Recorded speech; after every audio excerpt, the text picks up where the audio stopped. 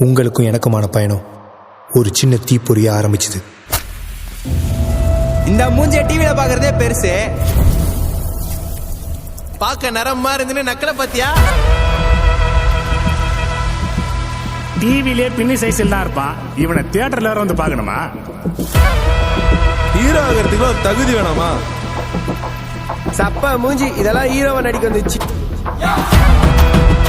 என் முதுகுக்கு பின்னாடியும் என் மூஞ்சுக்கு முன்னாடியும் இப்படி நிறைய கேட்டாச்சு. இந்த மாதிரி என்னை எவ்வளோ விமர்சனங்கள் செஞ்சாலும் எல்லா விமர்சனத்தையும் எரிச்சு நீங்கள் கொடுத்த வெளிச்சத்தில் உங்களால் இப்போ இங்கே நிற்கிறேன்.